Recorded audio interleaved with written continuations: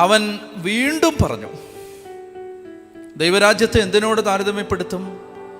എന്തുപമ കൊണ്ട് അതിനെ വിശദീകരിക്കണ്ടോ? ഈ കർത്താവ് പോലും സ്ട്രഗിൾ ചെയ്യാണ് ദൈവരാജ്യത്തെ ഒന്ന് മനസ്സിലാക്കി തരാൻ. ദൈവരാജ്യത്തെ എന്തിനോട് ഉപമിക്കും? എന്തുദാഹരണം പറയും?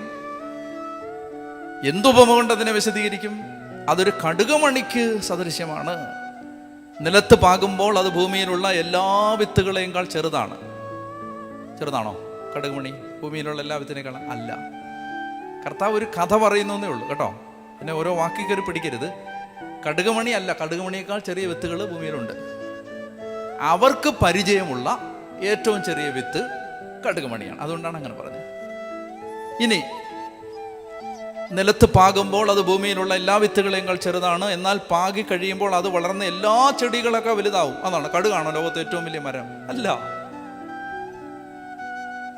ഇതൊരു എക്സാജറേഷനാണ്. അതായത് വലുതാക്കി പറയുകയാണ്. ഒരു കാര്യം അവതരിപ്പിക്കാൻ വേണ്ടി അതിനെ വലുതാക്കി പറയുകയാണ്. ഇതൊരു സാഹിത്യ സങ്കേതമാണ്. പോട്ടെ, നമുക്ക് സംശയം വരാതിരിക്കാൻ വേണ്ടി ഞാൻ പറഞ്ഞതേ ഉള്ളൂ. കടുകല്ല ലോകത്തെ ഏറ്റവും വലിയ മരം.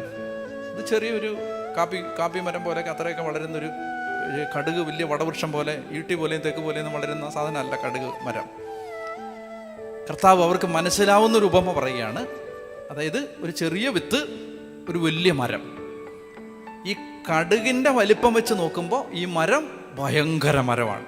മറ്റ് മരങ്ങളുമായിട്ട് വെച്ച് നോക്കുമ്പോൾ ഈ മരം ചെറുതാണ്. പക്ഷെ കടുകുമായിട്ട് കമ്പയർ ചെയ്യുമ്പോൾ ഇത് വലിയ മരമാണ്. മനസ്സിലായോ? ആ അർത്ഥത്തിലേക്കാണോ ഇതിനെ? അപ്പോൾ അവൻ വീണ്ടും പറഞ്ഞു, ദൈവരാജ്യത്തെ എന്തിനോട് താരതമ്യപ്പെടുത്ത്? എന്തുപമ കൊണ്ട് അതിനെ വിശദീകരിക്കും? അതൊരു കടുകുമണിക്ക് സദൃശ്യമാണ്.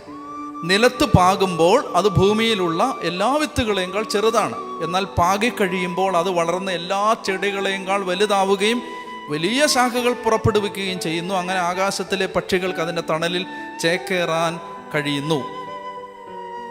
ഇത് ഭാവിയെ സംബന്ധിക്കുന്ന പ്രവചനമാണ്. ഇപ്പോൾ 12 ശിഷ്യന്മാര്, കുറച്ച് അനുയായികൾ, അത്രേ ഉള്ളൂ ഈ ദൈവരാജ്യത്തിന്. ഇപ്പം ഇതൊരു കടുകാണ്.